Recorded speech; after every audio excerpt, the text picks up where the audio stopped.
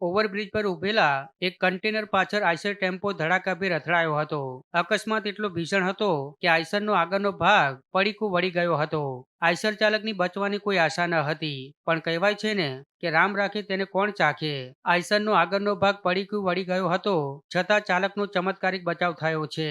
ભરૂચના જાડેશ્વર ઓવરબ્રિજ પર આ અકસ્માત સર્જાયો હતો, જ્યાં એક કન્ટેનર અચાનક બ્રેકડાઉન થતા તેને સાઈડમાં ઊભું રાખવામાં આવ્યું હતું. આ દરમિયાન પાછળથી પૂર ઝડપે આવી રહેલો આ આઈસર ટેમ્પો કન્ટેનરના પાછળના ભાગે જોરદાર રીતે ભટકાયો હતો.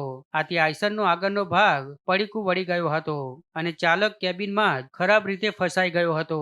જો કે ઘટનાની જાણ થતાં જ પોલીસ, ફાયર ફાઇટર્સ અને 108 એમ્બ્યુલન્સનો કાફલો તાત્કાલિક ઘટના સ્થળે પહોંચી ગયો હતો. પણ ટેમ્પોની કેબિન લોખંડના કટકાઓમાં ફેરવાઈ ગયું હોવાથી ચાલકને બહાર કાઢવું મુશ્કેલ હતો. પણ અંતે ભારે જહેમત બાદ ફાયર વિભાગના જવાનોએ કટર અને અન્ય સાધનોની મદદથી ચાલકને સહી સલામત બહાર કાઢ્યો હતો.